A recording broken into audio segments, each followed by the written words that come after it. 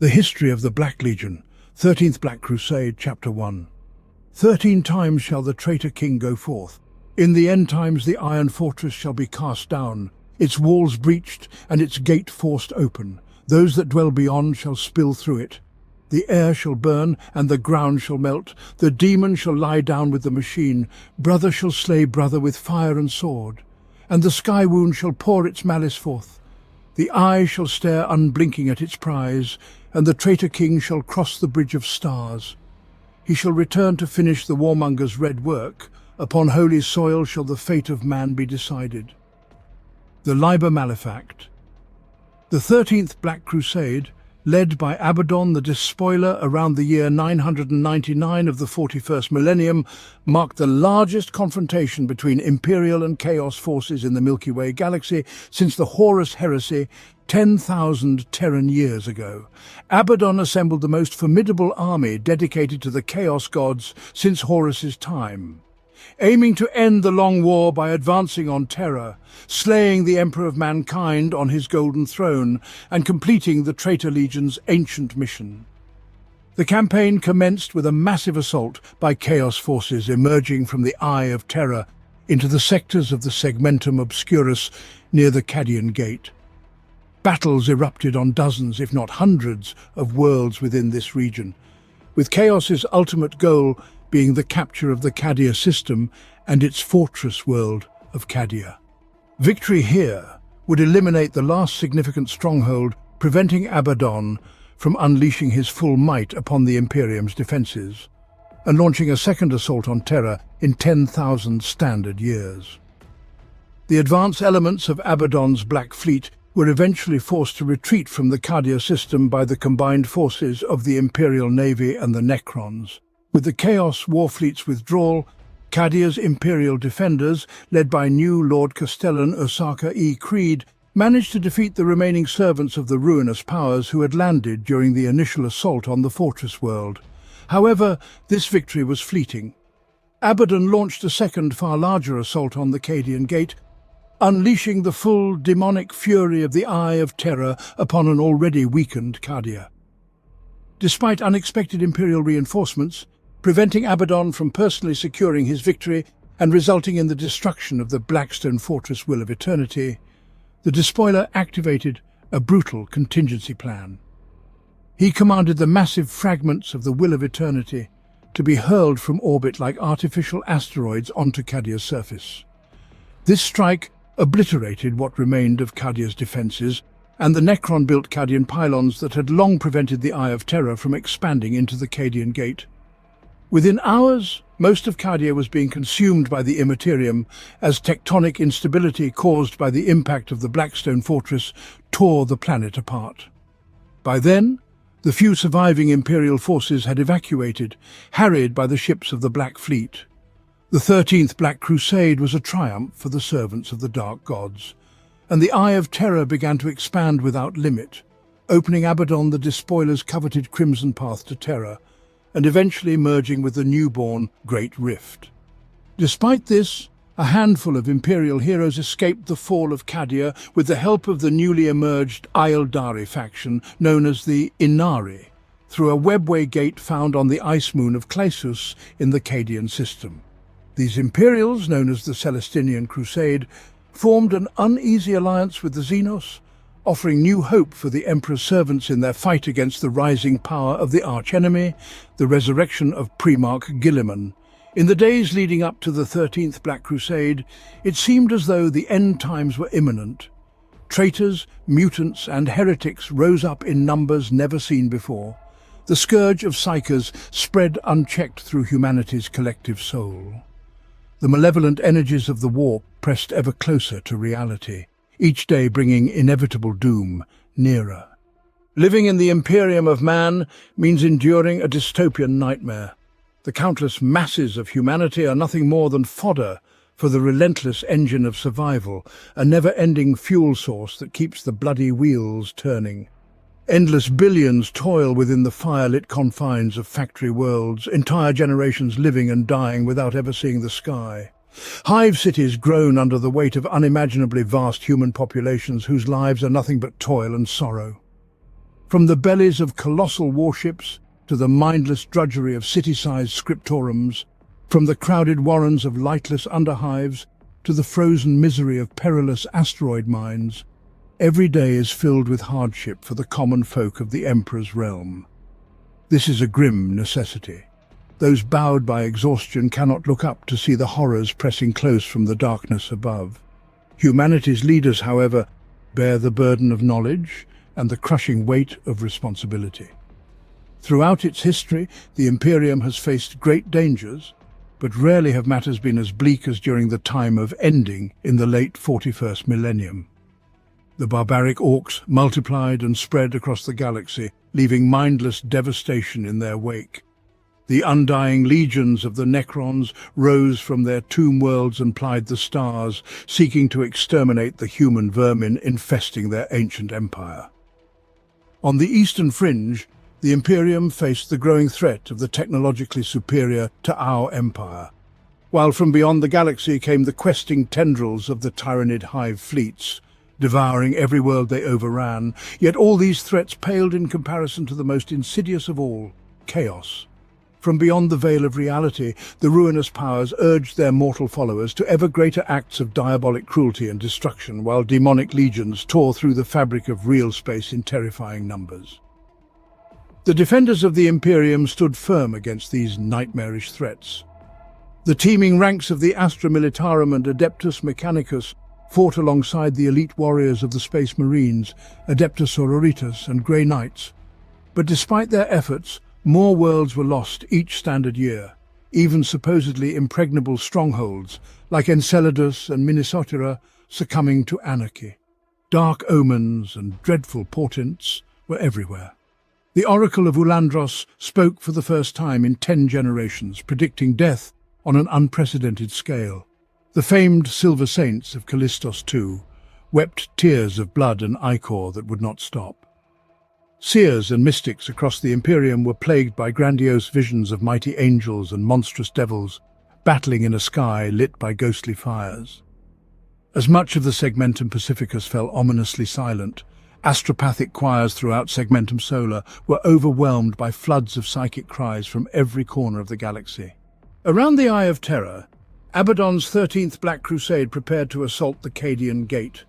In the Fenris system, brother fought brother as Magnus the Red exacted terrible vengeance upon those who wronged him and his traitor legion during the Horus heresy. War was everywhere from one end of the Imperium to the other, and those cursed with foresight whispered of worse to come. Darkness loomed on the horizon, they warned. A Stygian tidal wave rushed closer with every passing hour, threatening to drown all of humanity beneath its icy waters. Like the great storm of the heresy, the forces of the true gods will descend upon the false emperor's minions. The stars will tremble at their passage. The mighty armadas of the war masters will bring annihilation to 100 worlds. Great shall be the slaughter, most pleasing shall be the flow of blood. The fools who follow the emperor will be brought low, forced to their knees amidst the corpses of their families and friends. The thrice-cursed one shall become as a living god. The power to destroy the weakling emperor shall be within his grasp. Know this, for these things will come to pass, and the galaxy itself will be the spoils of victory. Constanza the prophetess, burned as a heretic, year 356 of the 38th millennium. To fully grasp the impact of the 13th Black Crusade on the galaxy, it's essential to revisit Abaddon the Despoiler's 12th Black Crusade, better known as the Gothic War. As with many sector-wide conflicts with the arch-enemy, the Gothic War began gradually, with sporadic chaos raids against smaller imperial outposts in the 139th year of the 41st millennium. Ships stricken by Nurgle's plagues were found adrift in the Athena sector of Segmentum Obscurus, accompanied by sightings of the Chaos warship Plagueclaw. Astropaths reported dismaying warp disturbances that increasingly isolated the Gothic sector from the rest of Imperial space. Panic and anarchy spread through the Gothic sector as fanatical religious sects emerged, believing the Emperor was displeased. Hysteria gripped the sector, leading to the breakdown of order on many imperial worlds. The Imperial Navy lost several ships to accidents in space dock, officially blamed on poor maintenance and faulty ammunition, an explanation many found too convenient. 3 standard years after the first Chaos raid on the Imperial listening post at Arx, in the year 142 of the 41st millennium, Abaddon the Despoiler, War Master of the Black Legion and leader of Chaos Undivided, launched a massive assault on the Gothic sector from the Eye of Terror. Abaddon's Chaos war fleets struck a dozen Imperial bases, sending Battlefleet Gothic reeling. Chaos starships attacked across the Gothic sector, revealing Abaddon's true intentions in the Rebo system, home to one of the mysterious Xenos Blackstone fortresses. These massive alien edifices, refitted by the Imperium as orbital bases for Battlefleet Gothic, fell to Abaddon's forces for the first time, allowing him to exploit their advanced technology. Abaddon's fleet wielded a devastating weapon called the Planet Killer, whose name was well earned as demonstrated at the Cardinal World of Savavan. Jeremiah Soldigan, Savavan's orbital defense commander, recounted the planet's utter destruction, describing continents splitting, skies burning and the planet breaking apart. 14 million people died within a single hour, severely impacting Imperial morale. Many worlds were hastily evacuated before the Planet Killer arrived, though not always successfully. Another Blackstone fortress fell at Brinaga, and at Fularis too, Abaddon demonstrated the true power of these ancient constructs. Sketchy Imperial records indicate a massive energy beam from the Blackstone fortress scoured Fularis 2 bare, stripping its atmosphere and reducing its surface to a barren plain. Imperial forces engaged continuously across the Gothic sector, from the Hammerhead Deeps to the Cyclops cluster, struggling to halt the Chaos Warfleet's Black Crusade. By the 151st year of the 41st millennium, Lord High Admiral Cornelius Ravensburg, commanding Battlefleet Gothic, took the fight to the enemy, resulting in the Battle of Gethsemane, where a significant Chaos Warfleet was destroyed. Craftworld Eldari vessels also participated in this battle. While many Imperial historians downplay their role, evidence suggests that the Asuryani's involvement against Chaos was considerable during the latter stages of the Gothic War, utilizing their webway gates. News of this victory invigorated the Imperial Navy, and, as the warp storms isolating the Gothic sector began to abate, Imperial vessels from neighbouring sectors reinforced Ravensburg's battered Battlefleet Gothic. Abaddon then aimed the full power of the captured Blackstone fortresses at the Star of Tarantis, the mustering point for new Imperial starships entering the Gothic sector, to stem Battlefleet Gothic's reinforcements. Combining their power, the Blackstones destabilized the Tarantis star, causing it to go nova and destroying everything within the star system. The final major battle of the Gothic War occurred at Schindelgeist, home to the Imperial Blackstone 5. A trap set by Ravensburg and the Asuryani defeated Abaddon's warfleet in a 3-day battle. In an act of spite, Abaddon attempted to destroy the star there as well. Only the sacrifice of Captain Abridal on the Flame of Purity prevented this, making the victory meaningful. Abaddon was defeated but escaped into the Eye of Terror with 2 captured Blackstone fortresses. Various sources claimed they must have been destroyed, but as the 13th Black Crusade would show, this was wishful thinking by the Imperium. As the end of the 41st millennium approached, ominous signs indicated that Abaddon's next dreaded assault was imminent. Numerous drifting vessels were sighted emerging from the warp in the sectors surrounding the Eye of Terror in the Segmentum Obscurus. The astropathic station at Belisar Majoris first reported detecting a large number of space hulks approaching the outer reaches of the Belisar and Agrippina systems. Initially, it was believed that most of these hulks were uninhabited, but this assumption proved incorrect. Estimates indicated these vessels were converging on multiple vectors towards the core planets of each subsector in the Agrippina sector. While the sheer number of space hulks emerging from the warp was rare, it was not unprecedented. In response to this alarming report, Marshal Helk, Commander-in-Chief of the Imperial Guard's 2nd Army Group, ordered additional troops to be deployed aboard the 211 SAE 340th and 401st Naval Interdiction Squadrons to conduct boarding operations on those hulks suspected of harboring life. The commissariat tripled its attachment levels to these units, and all higher command ranks were informed of the possibility that these vessels might carry the taint of the warp. The Adeptus Astartes boarded as many hulks as they could, but their numbers were limited. The Space Marines found these hulks to be chaos-twisted, disease-ridden nightmares, and every such vessel encountered was destroyed with torpedoes and macro-cannon bombardments, but for some it was already too late. Outbreaks of virulent sickness erupted among many Imperial Navy starship crews within a day of a reported sighting of the dreaded Chaos starship Plagueclaw in the outer reaches of the Earthwart system by Captain Rourke of the Dauntless-class light cruiser Duke Lerstefan. As the sickness spread throughout the region, the number of fit-for-duty Imperial naval forces and starships fell exponentially. More space hulks emerged from the warp, converging on vital strategic worlds. Ships from neighboring subsectors rushed to destroy the hulks, and an ad hoc fleet was assembled at the vast orbital shipyards of the dead world of Bellis Corona in the sector of the same name under the command of Admiral Quarren. The Imperial fleet surged from port and began the hunt for the Plagueclaw, though they encountered something far worse.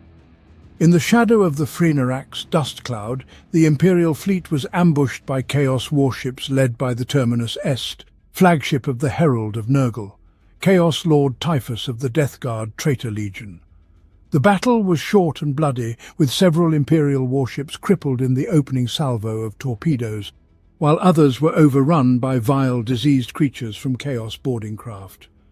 Admiral Quarren recovered from his shock and rallied his forces superbly, counter-attacking and fighting his way clear of the Chaos Warfleet's trap. Typhus did not pursue, and the majority of Quarren's fleet limped back to port at Bellis Corona.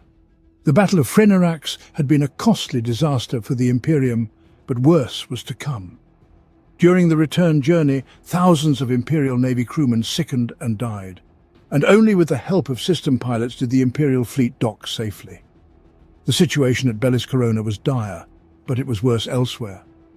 Many plague hulks had slipped through the Imperial defensive net, spreading the same contagion that had struck down the Imperial starship crews through the Cadian and Agrippina sectors, as well as the Bellis Corona sector. The hive world of Subiaco Diablo, an ideal breeding ground for the unknown plague, was quickly quarantined by the Adeptus Administratum's Officio Medicae, but not before millions had already sickened and died.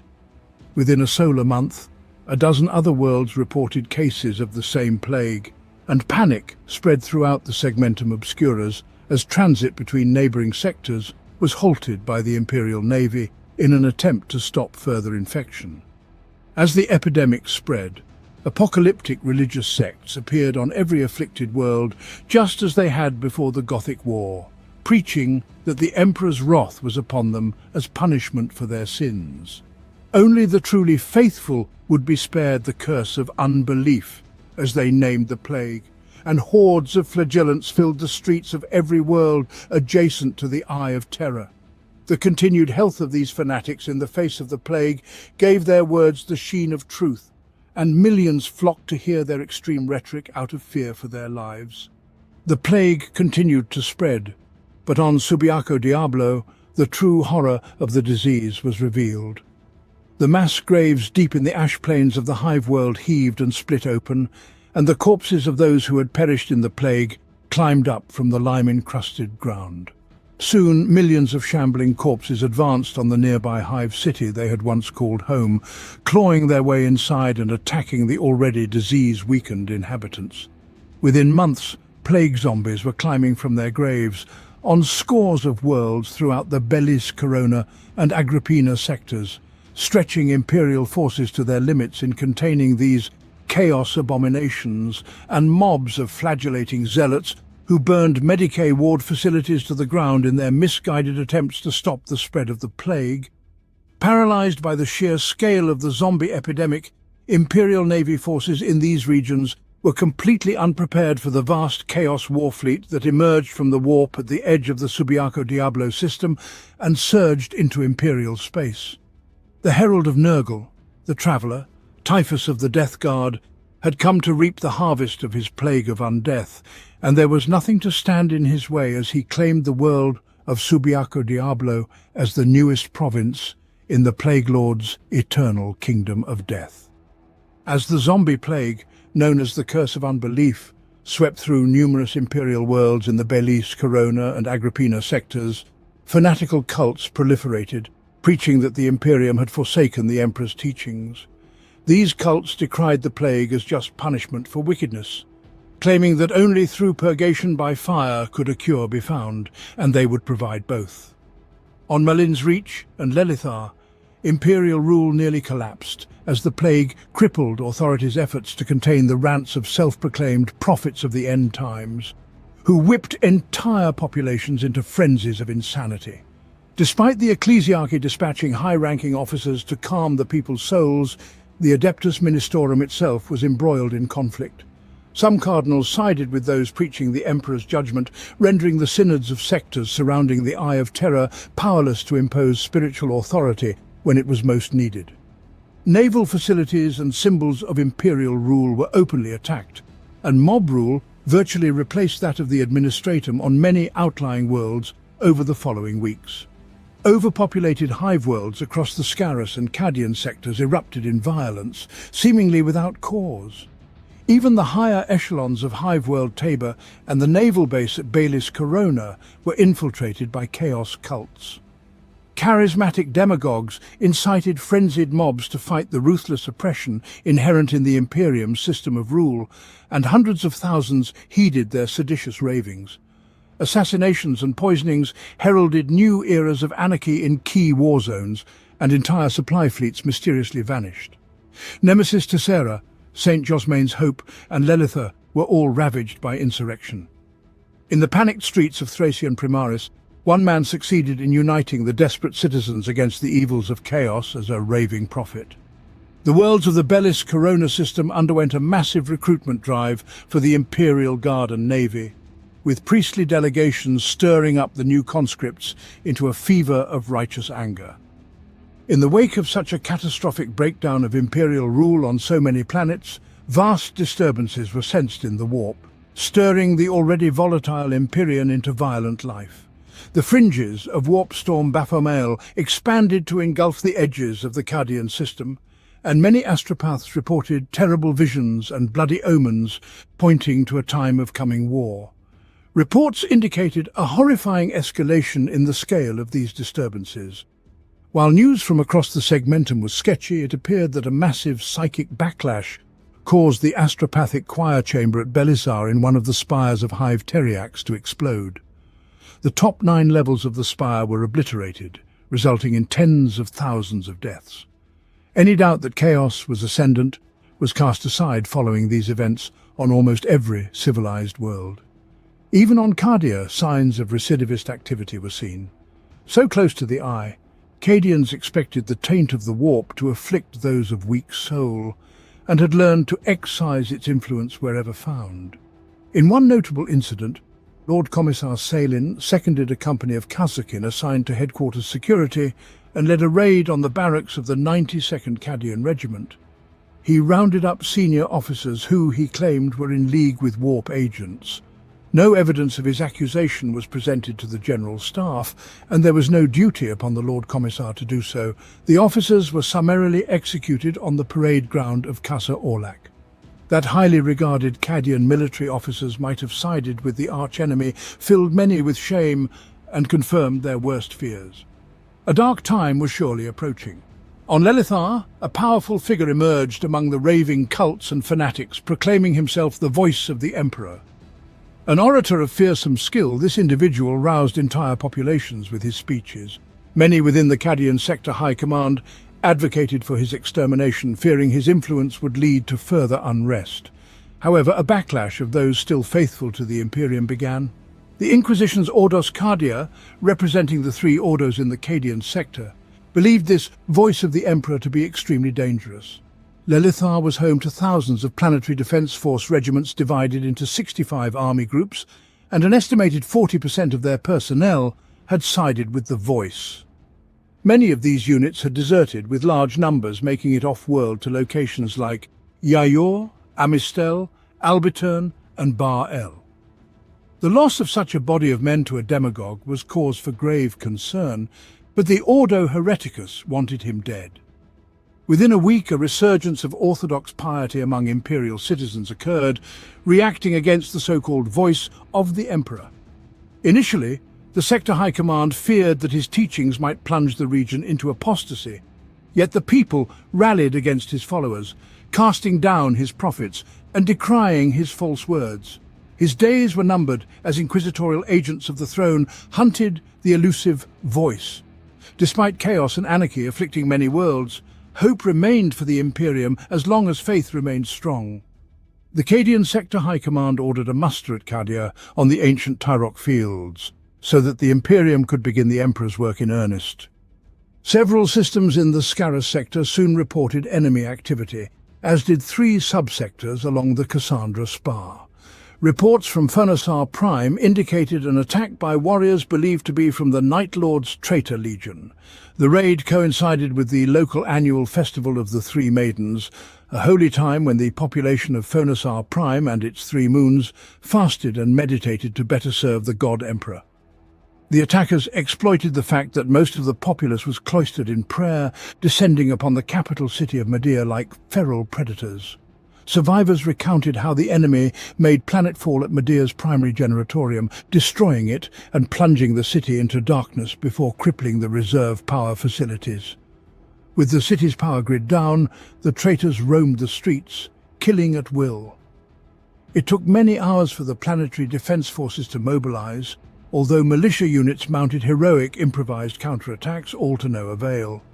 By the time the native defense forces could muster, the raiders had vanished, leaving thousands dead in their wake. The world of Xerxia also suffered enemy attacks. A delegation from the Order of the Wounded Heart, an order militant of the Adeptus Sororitas, had arrived on the planet. Soon after, a small force of unidentified traitor marines was reported defeated when they attempted to aid a chaos cult that the sisters were purging. The cult had timed their call for help from the traitor Astartes, hoping to wipe out the battle sisters as they closed in. The Sororitas defeated both the cultists and the renegades, earning commendation for their canoness superior. Sector High Command received garbled astropathic communications from forces in the Helotas, Sarlax, Vagera and Skyran systems over the following 12 hours. Though details were unconfirmed, High Command feared the worst. The listening station at Ormontep also came under attack by traitor forces. The attackers, a small elite company of Black Legionaries, fell upon the post with cold, methodical brutality, specifically targeting the astropathic choir within the central keep. A unit of Cadian Kazakin mounted a heroic defense, holding off the Chaos Space Marines for several hours before unexpected aid arrived. As the traitors closed on the inner sanctum's barricades, survivors reported mournful howls filling the night. As the Black Legionaries faltered, the rearmost were dragged into the shadows. Soon, the traitors were firing blindly into the gloom, their numbers dwindling rapidly. In minutes, the Black Legionaries were dead, their bodies savagely torn open. The only evidence of their mysterious saviors was a distorted Vox recording of the howls. It was later determined by Imperial scholars that these saviors were the long-lost Space Wolves' 13th Great Company, missing for 10 millennia since the Horus Heresy. Reports indicated few station personnel survived and requested a naval task force to investigate. This all occurred amid unprecedented civil disorder across the Segmentum Obscurus. Now, Imperial forces had to guard against both internal and external traitors. During the onset of Abaddon's 13th Black Crusade, a treacherous act struck at the heart of the Imperium's defences. Cadia was alive with preparations. Cadian shock forces mustered alongside the Adeptus Mechanicus's Titan legions, and Skitarii, feral warriors, stood with the Mordian Iron Guard. Amidst this, the Volscani cataphracts, who had landed to join the muster at Casa Tirok, revealed their allegiance to the ruinous powers. Fearing the forces of chaos more than their own demise, they decided it was better to die fighting men than face the horrors of hell again. As the defenders of the Cadian Gate prepared for conflict, the Volscani cataphracts struck the Imperial Guard troops mustering at the Tirok fields.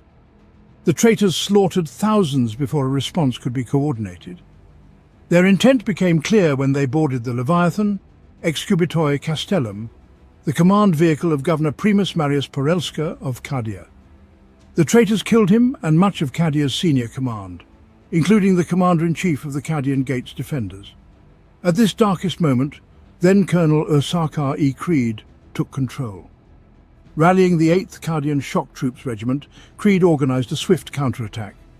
Leading the charge into the Volskani ranks with his regimental standard-bearer and friend Jaron Kell, Creed reached the command deck first, preventing the desecration of the Governor Primus's body.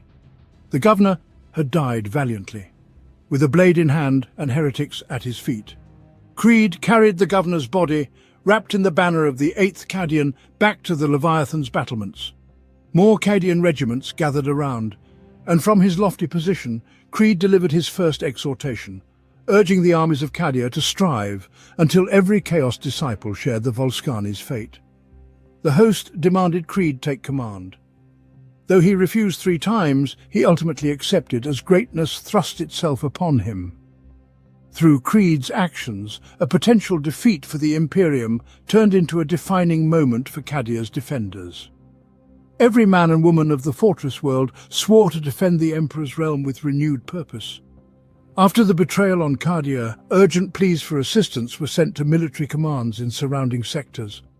Reinforcements were anticipated from the renowned chapters of the Astartes Priestesses and the Space Wolves. Naval assets were promised from Sepramundi, and regimental musters had begun in many nearby sectors. The Imperium was mustering its full might, but it remained uncertain if these forces would arrive in time. The imminent threat of a major Chaos incursion was undeniable, but the arch-enemy would face a prepared Imperium, provided arrangements could be completed in time. Creed promoted capable Imperial Guard officers and ruthlessly demoted or transferred those he found ineffectual.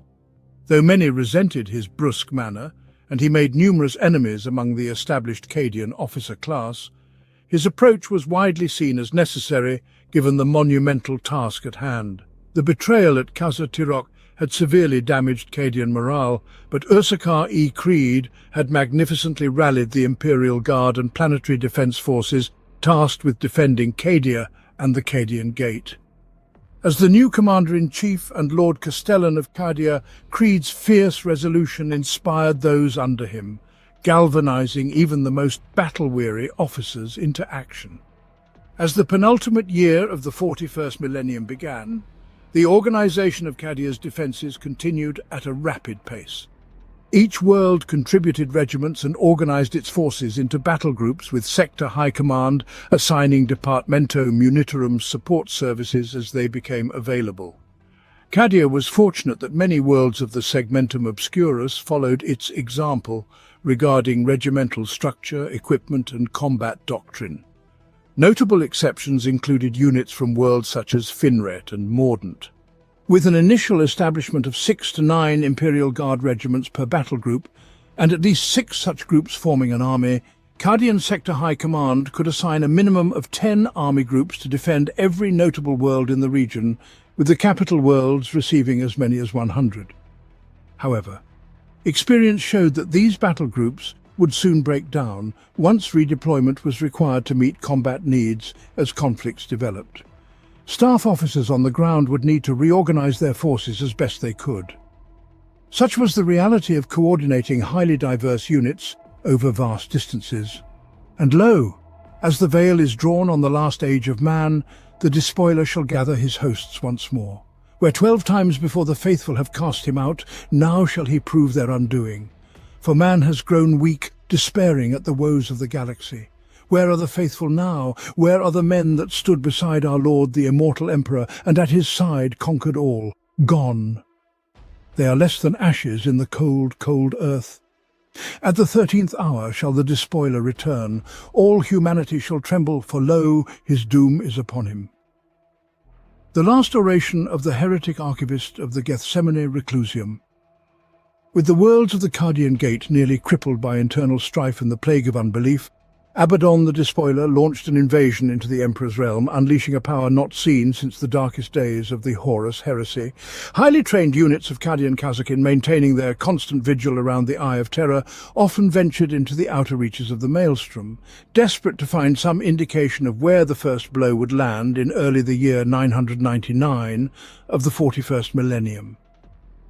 Astropathic divination pointed to the blighted world of Earthwort, a chaos-held world, its population sacrificed to the dark gods.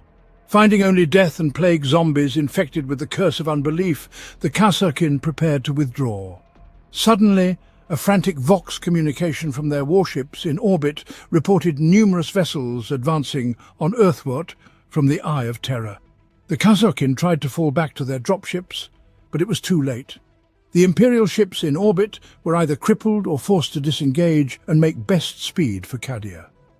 There was no escape for the Kasrkin stranded on Earthwort as the Planet Killer, a massive vessel thought lost during the Gothic War, approached the doomed world. Oblivious to their fate, the Cadians could only watch as the Planet Killer unleashed its devastating lance of energy, annihilating Earthwort and reducing it to spinning pieces of molten rock.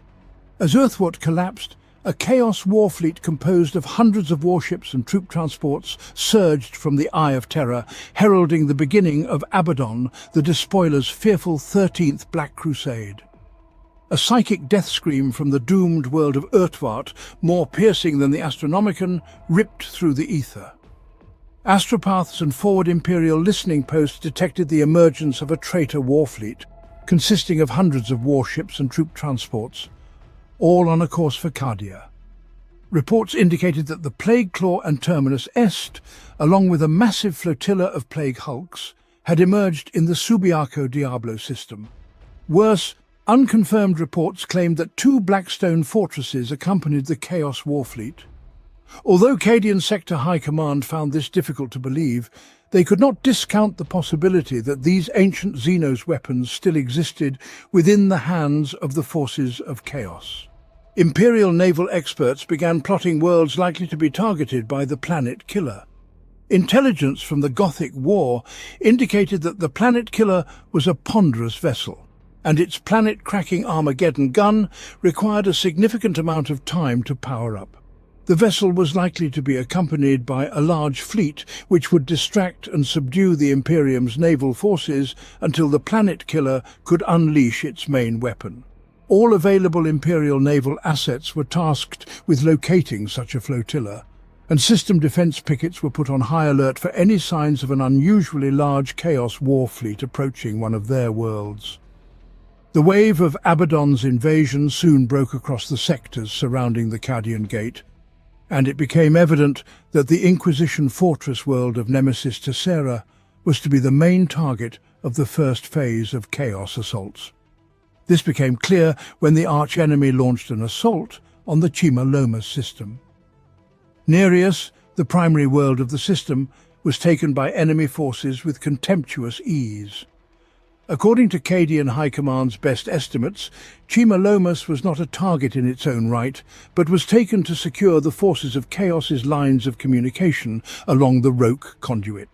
17 Planetary Defense Force army groups, supported by the Imperial Guard's battle group Neth, contested the enemy's planetfall 300 kilometers south of the Nereus Delta.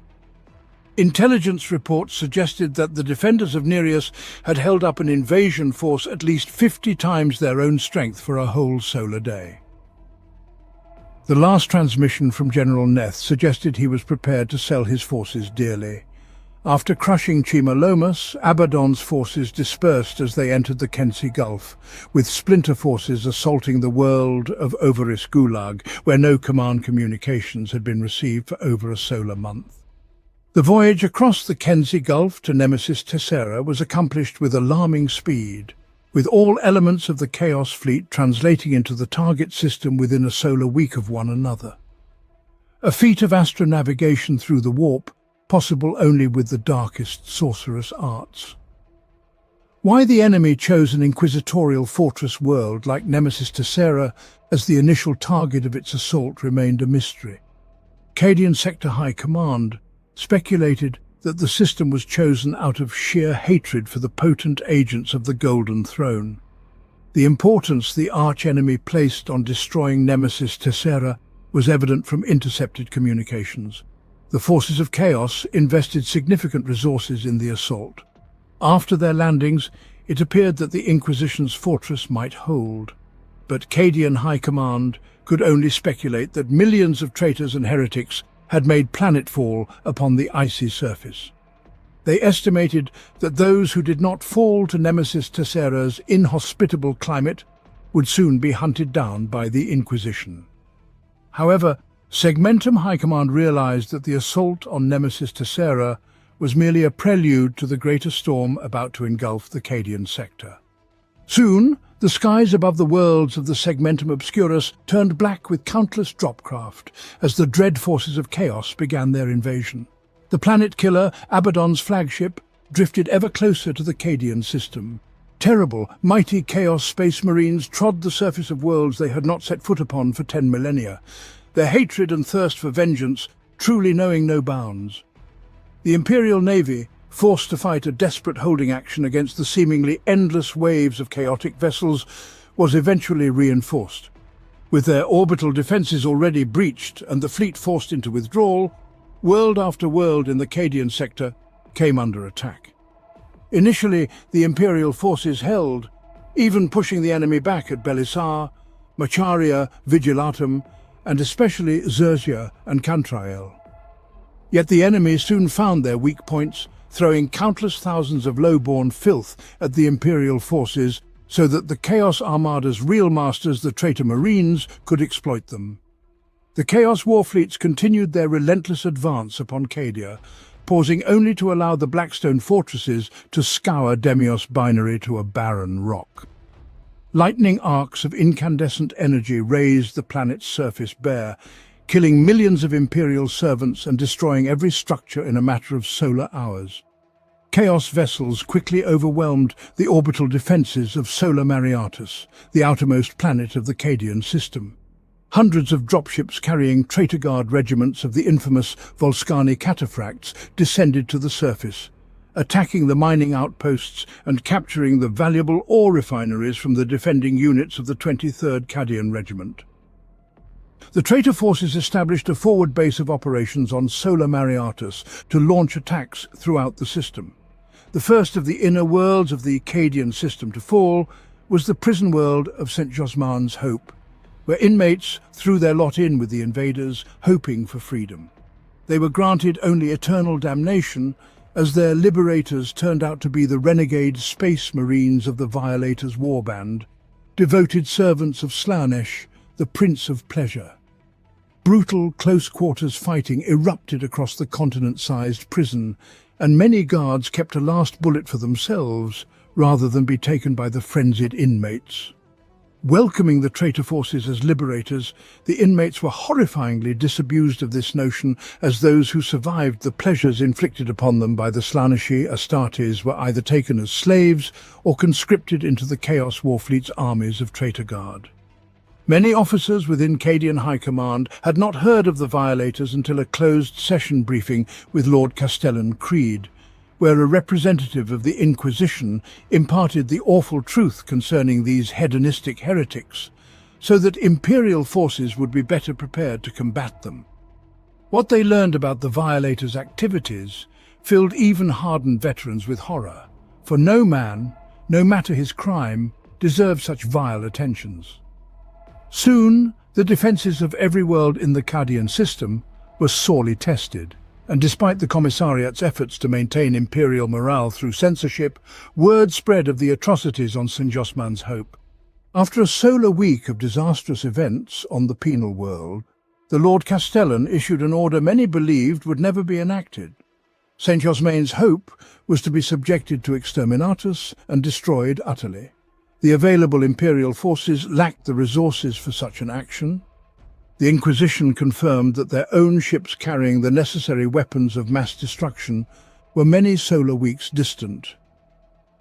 Logan Grimnar, the great wolf of the Space Wolves, also confirmed that none of his chapter's vessels carried cyclonic torpedoes, nor did any Astartes warship within range. The Imperial Navy proposed a massive bombardment using nova cannons to cause tectonic instability, but intelligence suggested that the Chaos fleets blockading the planet's orbital space were too strong. The bombardment vessels would not survive to launch even a single shell. Finally, the Adeptus Mechanicus's representative suggested overloading the generatorium grid of the planet's main prison complex to pierce the crust and cause a meltdown, ultimately tearing the planet apart. This objective required a team of operatives on the ground.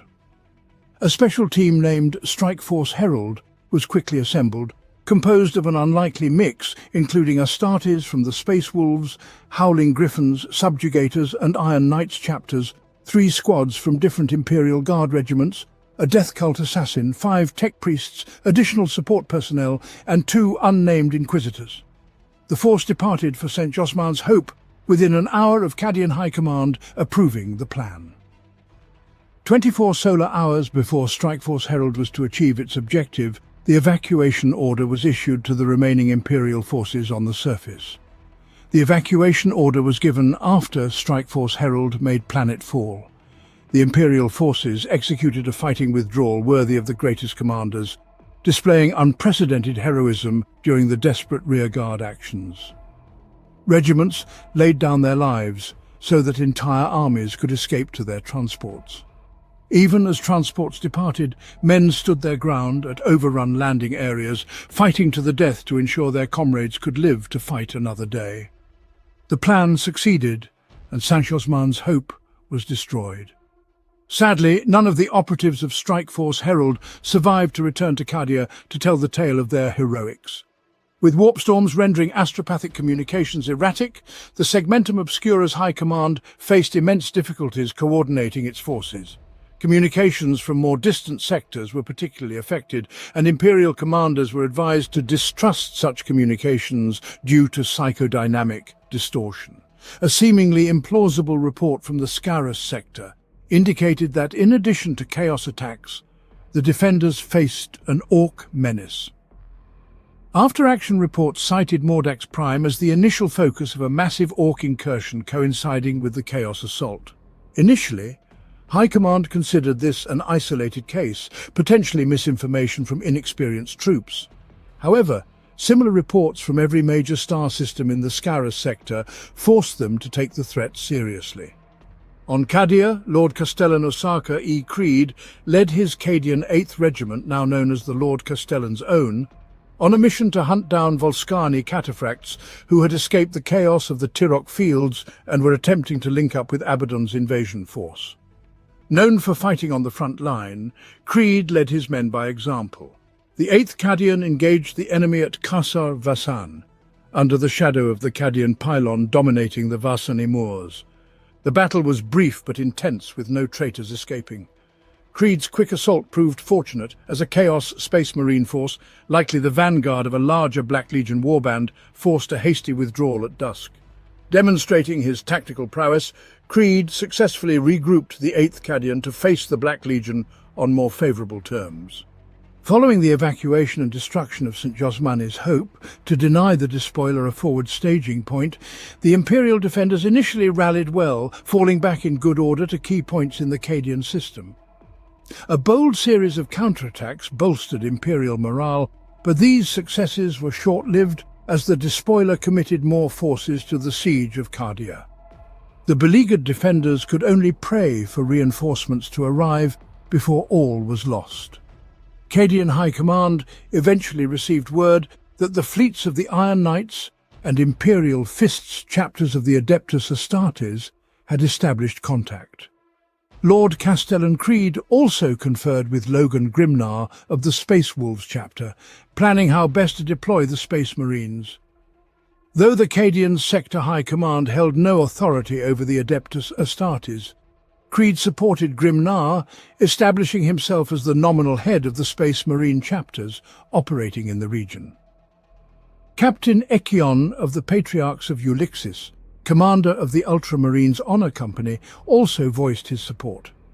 Additionally, Cadian High Command received word from the Adeptus Mechanicus Temple at Casa Galan that the Ordo Reductor, consisting of ancient and venerated siege engines akin to the Astartes dreadnoughts, would reinforce the Cadian defences. Unfortunately, not all news was good. The situation on Lelithar had drastically worsened. In an attempt to capture the heretic calling himself the voice of the Emperor, the Legio Ignatum of the Collegia Titanica, the Death Spectre's Space Marine chapter, and the Uran Dragoons Imperial Guard Regiment laid siege to the world's capital city. A large portion of Lelithar's native defence forces and populace rebelled, slaughtering the planetary governor and his staff.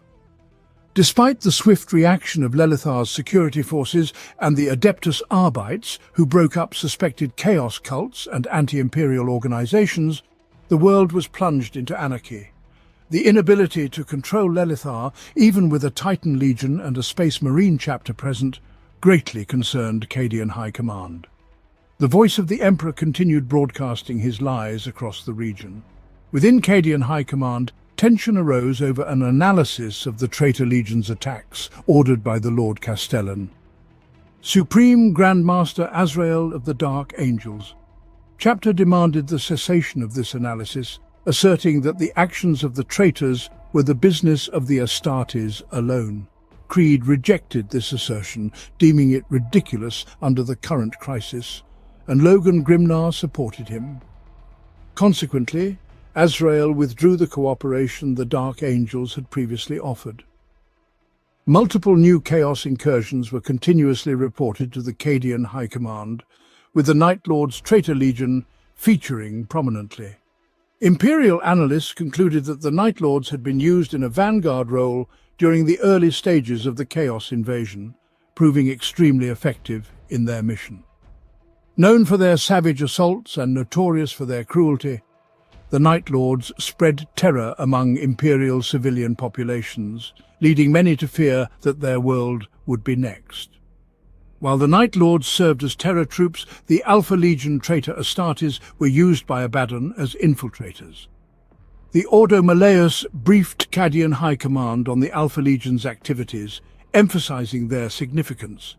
Though reports of enemy attacks on key Imperial facilities initially seemed minor compared to the overall scale of the Chaos invasion, further analysis and Inquisition information suggested that these attacks were the work of the Alpha Legion.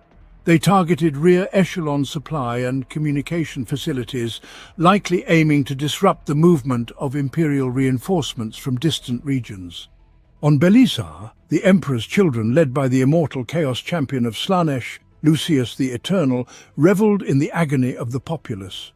Meanwhile, the Death Guard's Plague Marines stalked the battlefields of Amistel, surrounded by the corpses of those claimed by the Plague of Unbelief. Following these traitor legions were the hordes of the lost and the damned. Traitor Guard, mutants, chaos cultists, and depraved humans who desecrated the domains of mankind. Their acts of destruction and desecration in the name of the ruinous powers shook even the most stoic Imperial defenders. While the war on the surface of many worlds in the Cadian system, particularly St. Josmain's Hope and Solar Mariatus, went poorly, the war in space was fought more favourably for the Imperium. Abaddon's primary fleet actions focused on the Cadian system, with the situation changing daily. Chaotic naval forces found themselves stretched thin, unable to fully exploit their victories. Although the Imperial Navy could not directly oppose the arch-enemy's fleets around most of the Cadian system's worlds, they maintained control of the intersystem space lanes within the Cadian sector. The Imperium could not afford to let their guard down, especially on routes where they hoped to confront the planet killer. Allowing it to pass would be an unthinkable failure. A massive fleet, the likes of which had not been seen since the Gothic War 8 centuries earlier, was dispatched from Cipra Mundi and arrived at Bellis Corona to prepare for a major Imperial counter-offensive into the Cadian Gate. The arrival of this vast armada provided a brief respite for those Imperial vessels that had been fighting continuously since the invasion began. Severely depleted ships' companies were bolstered through press-ganging, and hasty repairs and refits were undertaken on the vessels most in need. The Imperial reinforcements were organized into battle groups, each assigned to bolster defences in specific sectors of the segmentum obscurus. With millions of cubic light-years to cover around the Eye of Terror, the Imperial Navy concentrated its resources on the most critical areas, hoping to slow, stall, and eventually repel the Chaos war fleets. In the latter stages of the campaign, Abaddon's fleet approached the agri-world of Lortox. The Ultramarines Honor Company launched a daring counter-assault as the planet killer neared the planet on the outskirts of the Agrippina sector. This action bought Lortox's planetary defense forces enough time to evacuate a significant portion of the population before the world was destroyed by Abaddon's weapon. Though the Ultramarines succeeded in crippling the planet killer, the massive vessel managed to limp away. Following the Lortox evacuations, the Ultramarines Honor Company redeployed to Cadia and surrounding systems, conducting operations to hinder Abaddon's forces, including successful boarding actions against space hulks transporting hordes of the arch-enemy's troops. Hoping to locate the planet killer before it struck again proved futile. Without warning, the massive vessel appeared in orbit over Macharia, and to the disbelief of many, the world was destroyed. Millions of loyal subjects perished at the hands of the despoiler and his despicable weapon, casting a pall of dread over the Segmentum Obscurus High Command. Early successes gave way to a grim reality. The Imperial forces were now fighting to prevent being overwhelmed entirely. Despite the desperate situation, the Imperium clung to the hope that Abaddon would not destroy Cadia, believing its pylons essential for the continued stability of the Cadian Gate. Determined to make their last stand on Cadia, the Imperium prepared to hold the world at any cost. Amid the war engulfing the sectors surrounding the Eye of Terror, a new and unexpected faction entered the fray. The elusive ships of the Eldari were sighted by Imperial Navy crews and ground troops across at least a dozen sectors. These Xenos warships sometimes intervened in battles, aiding overwhelmed Imperial vessels and allowing them to escape, while at other times they attacked without provocation. The Drukhari also preyed on lesser worlds in the Cadian sector, taking slaves even from Medusa, the Iron Hands chapter's homeworld.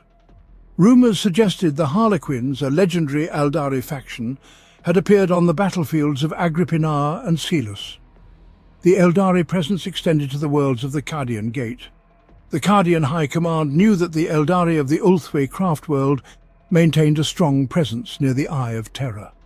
Though little was understood about their motives, it was widely believed that they ultimately aimed to bring about the downfall of the arch-enemy.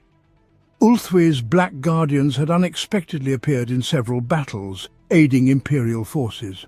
On Bellis Corona, Eldari strike forces had freed Imperial Navy ground crews from the clutches of Chaos legions.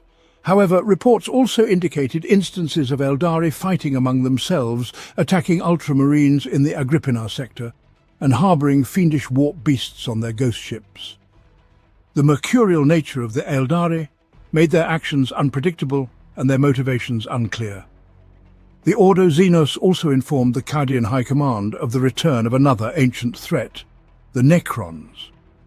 Active in the Sentinel worlds, these soulless automatons had likely lain dormant for millennia. Their awakening was believed to be a reaction to the activities of Abaddon and the forces of Chaos. The Necrons, antithetical to the Warp, were stirred into action by its increasing power. This adversarial stance could be interpreted as an utter loathing for Chaos. While Chaos represented the greatest peril to the Imperium, humanity paradoxically relied on the Warp for interstellar travel, communication, and more. The Necrons, however, derived no benefits from the Warp and had no psychers. Their advanced technology granted them power over the material universe, rivaling the abilities of the strongest psychers. Practically, this meant the Necrons would oppose the forces of Chaos, but it did not make them allies of the Imperium. The Necron lords viewed humanity as primitive interlopers within their ancient empire's rightful territory. Lord Castellan Creed ordered all Imperial forces to avoid engaging the Necrons, allowing them to fight Chaos wherever they wished. However, Imperial forces were not to aid the Necrons under any circumstances, as doing so would ultimately harm humanity. The Imperium would tolerate the Necrons' presence only as long as necessary. These ancient undying Xenos might be enemies of humanity's enemy, but that did not make them the Imperium's friends. As the Imperium concentrated more resources on defending the Cadian Gate after the year 997 of the 41st millennium, reports from the eastern fringe of the Ultima Segmentum indicated that the Tau Empire was using this opportunity to strengthen its defences and expand its domain in what they called the Third Sphere expansion. Though the Tau were primarily expanding into uncontested wilderness space and had yet to threaten Imperial worlds, Imperial strategists remained vigilant, wary of the potential threat this expansion could pose during a time of conflict and uncertainty. Their concerns proved justified. In the year 999 of the 41st millennium, the Tau launched a significant military campaign to seize Imperial territory in the eastern fringe, coinciding with the 13th Black Crusade. Known as the Zeist Campaign, this offensive capitalized on the Imperium's preoccupation with the Chaos forces at the Cadian Gate. The Imperium responded by dispatching several Adeptus Astartes chapters to the Zeist sector to counter the Tau. The Space Marines achieved victory by destroying the last major Tau forward logistical base at the world of Augura, halting the Third Sphere expansion. However, the Tau Empire had still grown by 133% of its previous size. Despite their victory, the Space Marines could not launch a retaliatory strike into Tau-held space, as their forces were urgently needed elsewhere to combat the forces of chaos.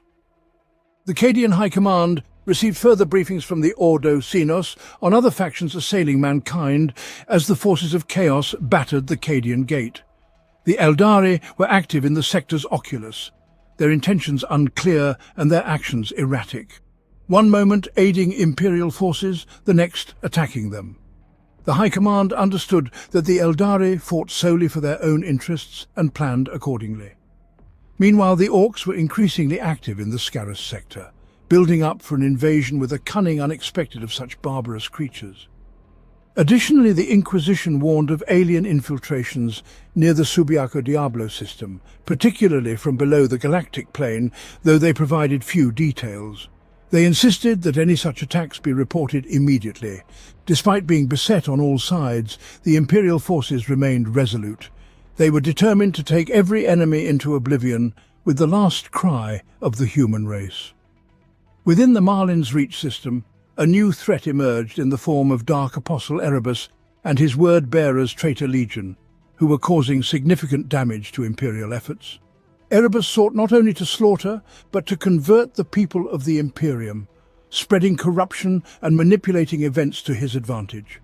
Erebus managed to lure the Ultramarines Honor Company into a trap on the world of Thassia, in the Marlin's Reach system. Expecting to draw Erebus into battle, Captain Echion and his forces instead encountered a force of Eldari at a planet-bound webway portal. Advised by the Cadian High Command that the Eldari had occasionally aided Imperial forces, Echion offered them the chance to retreat without bloodshed. However, the Eldari launched an unprovoked attack, leading to a prolonged and vicious battle in the dark, methane-shrouded groves of Thassia. Both sides suffered heavy casualties. Eventually, Echion ordered his forces to regroup for a final assault, only to find the enemy's positions abandoned. Upon reaching the Eldari portal, Echion's librarian, Lesrus of the Sons of Gilliman, informed him that the Xenos had fled through the webway and were working to seal the portal from afar. Echion vowed never to trust the Eldari again after losing so many of his brethren for so little gain. Erebus had cunningly maneuvered his enemies into futile combat against each other, using the distraction to launch an attack elsewhere on the primary world of the Marlin's Reach system. For 3 solar days and nights, Marlin's Reach was subjected to a hellish ordeal. Warp storms erupted around the planet, cloaking its 3 moons in a sickly violet haze and unleashing waking nightmares that drove the population to madness. Many took their own lives, while others roamed the streets in a frenzy of violence. On the 3rd night, the Word-Bearer's landing craft descended from the tortured sky, establishing a drop zone just kilometers from the Ministorum district of Ruskin City, the world's capital. The defenders of Marlin's Reach debilitated by hours of psychic torture, could only offer scant resistance to the traitor Marine's assault. The word-bearers desecrated Ruskin Cathedral with such blasphemies that imperial edict forbade recounting them, except to high-ranking individuals. Somehow the word-bearers summoned creatures from the warp into the ruined cathedral before departing. Imperial forces on Marlin's Reach struggled for days to contain the demonic incursion. The creatures were only banished when Captain Ikion's forces arrived in orbit and obliterated the entire site with an orbital bombardment. The commander of the Ultramarines Honor Company recounted that it was the only way to be sure. Though many Imperial forces and much of the capital city were lost in the barrage, it was considered a merciful end compared to the horrors inflicted by the demonic servants of the ruinous powers. During the 13th Black Crusade, the Aeldari Webway, a secret network allowing travel across the galaxy in an instant, was breached by intruders seeking its darkest secrets. Ahriman, the Chaos Sorcerer and former Chief Librarian of the Thousand Sons Traitor Legion, had gained access to the Webway. For millennia, Ahriman had sought the Black Library, a hidden craft world containing all the knowledge the Aeldari had accumulated about chaos over millions of years. The Black Library, a sentient and psychoactive craft world, travelled through the Webway, hidden from all but the Harlequins and the Black Council, its governing body. The vessel, with its scorched crystalline appearance and flowing Aeldari architecture, housed a labyrinth of passages, corridors and chambers. Inside were stasis caskets containing forbidden lore and citadels, obelisks, monoliths and spires where the craft world's arcane contents were kept. In desperation, the guardians of the Black Library took an active role in its defense. The Webway twisted and split wherever Ahriman and his followers tread, and rumors of warp beasts the size of battleships supporting Ahriman's forces were terrifying. In response, the Aeldari launched a massive counterattack, their force belying their low numbers. Ulthwi Strike. Forces increased their activities, engaging in desperate running battles across the Webway and on worlds with entrances to it. Even worlds within the Eye of Terror were fought over, as previously sealed Webway entrances were unsealed in the struggle for dominance. Eidolon and Belial IV, crone worlds lost to the Eldari at the fall of their empire, became vital to their survival. It was rumoured that Morgan-Ra, the Harvester of Souls and one of the immortal Phoenix Lords, led the Aeldari forces across the crone worlds of the Belial system, unearthing ancient Aeldari artifacts in the process. With the frequency of Aeldari raids increasing alarmingly, the Adeptus Astartes Command Council deployed specific forces to counter these attacks. It soon became clear that the raids were being conducted by the Drukhari, the twisted kin of the craft world Aeldari. The Imperium, holding all Aeldari in contempt, targeted this faction to demonstrate that, although the might of the Imperium might be slow to react, it was inescapable. Unexpected aid arrived for the beleaguered Imperial forces in the form of the Dark Angels, chapter of the Adeptus Astartes. Having pursued their own mysterious goals throughout the conflict, the Dark Angels finally extended their full cooperation. Acting on intelligence provided by the Ordo Xenos and relayed to the Dark Angels by Supreme Grandmaster Azrael, 4 companies of the chapter and 3 of its successor chapters, collectively known as Task Force Shadowguard, staged on the Cadian sector mining world of X-Lucan 7.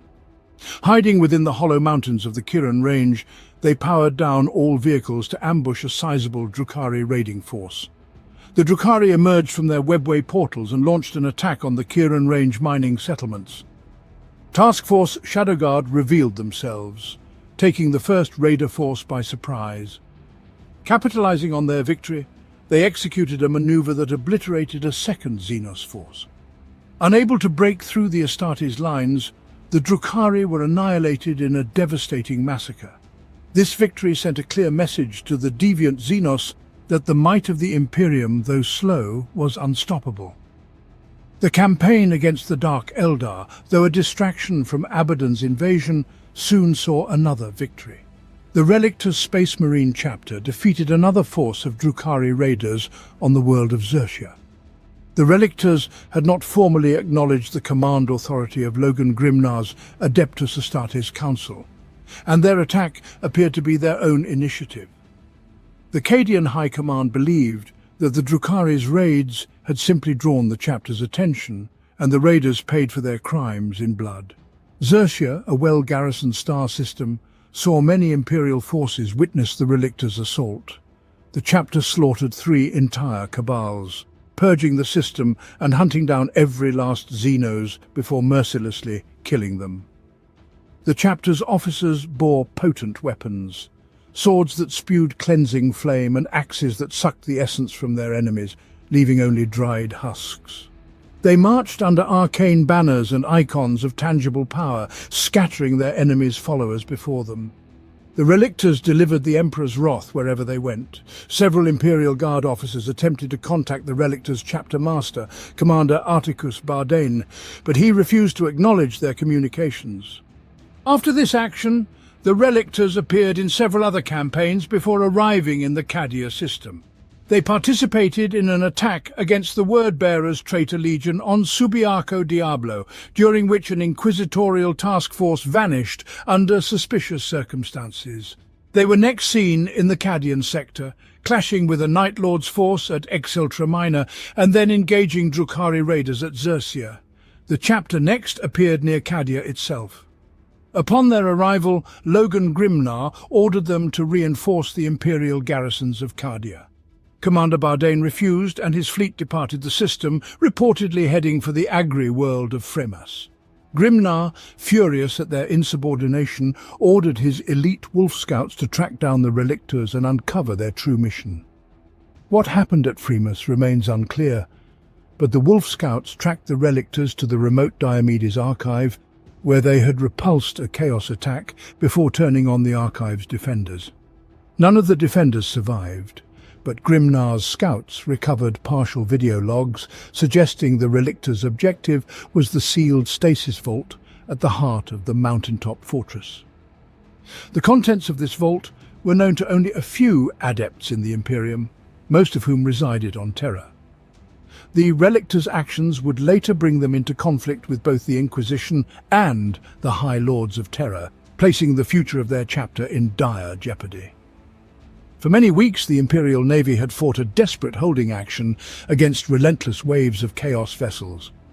However, the tide turned when a massive fleet, the largest since the Gothic War 8 centuries earlier, was dispatched from Sepramundi and assembled at Bellis Corona, preparing for a major counter-offensive into the Cadian Gate. This vast armada provided much-needed relief to the continuously fighting Imperial vessels, allowing for the bolstering of depleted crews through indiscriminate press-ganging and hasty repairs on the most damaged ships.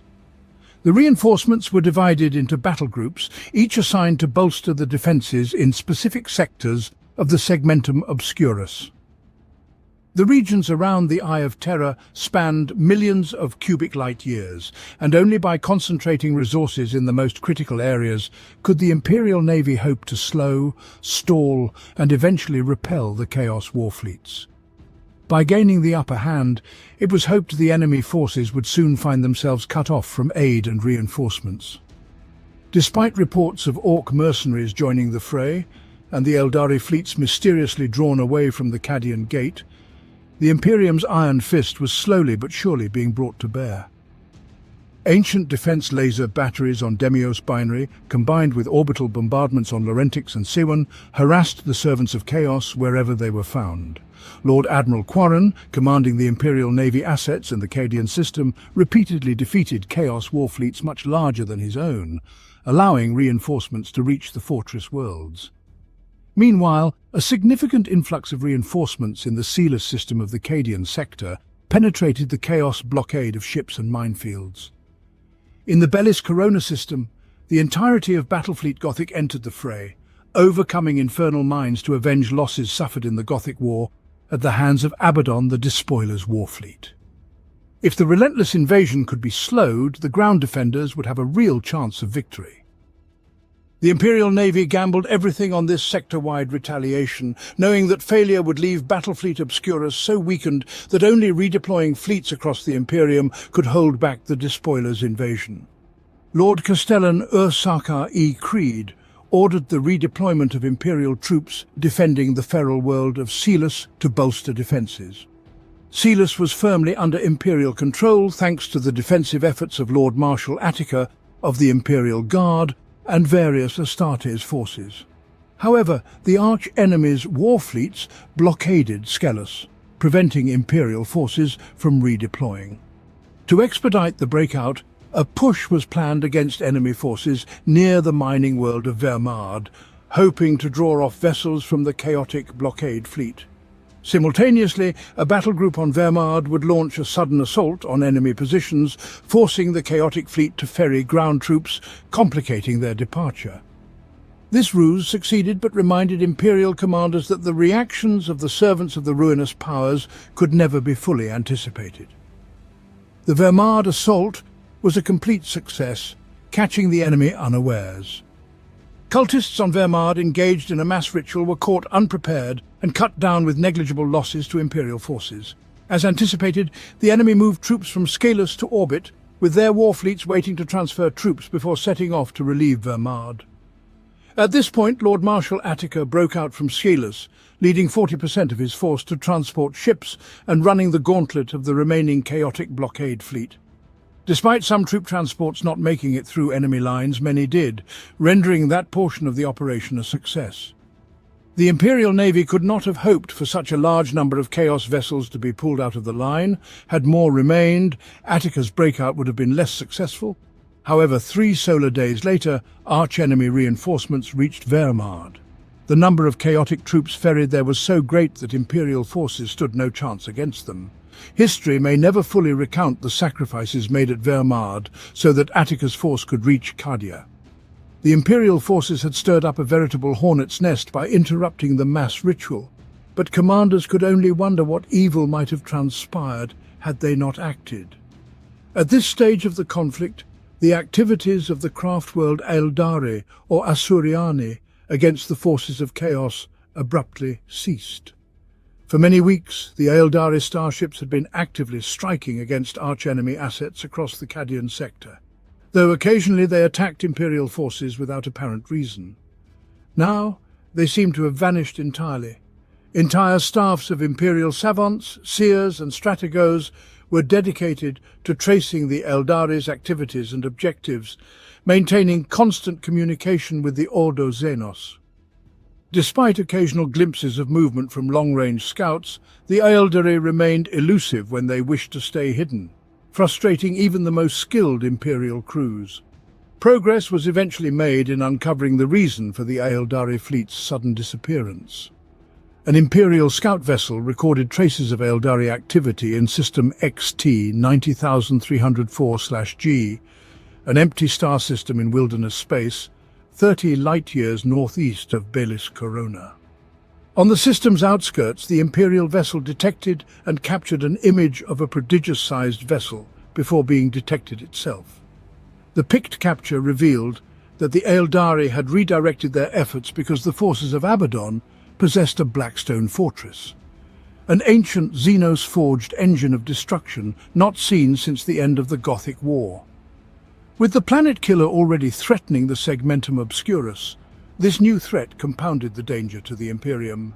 If the typically aloof and uncaring Eldari were committed to combating the Blackstone fortresses, the threat they posed must have been dire indeed.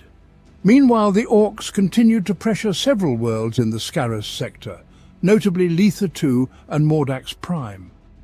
The Magi Biologus of the Adeptus Mechanicus believed the Orcs were exploiting the opportunity presented by Abaddon's invasion to launch new attacks against distracted Imperial targets, though they did not consider it a true alliance with the Despoiler. The situation on these worlds was grim. Mordax Prime, a forge world of prodigious output, was particularly critical. Its loss would severely damage the Imperium's war effort. The Imperial forces feared what monstrosities the Orcs might create if they captured Mordax Prime's production lines. 15 Imperial Guard army groups and 5 legions of cybernetic Mechanicus Skitarii troops continued to hold the Forge world, yet this vast force was insufficient to stem the green tide.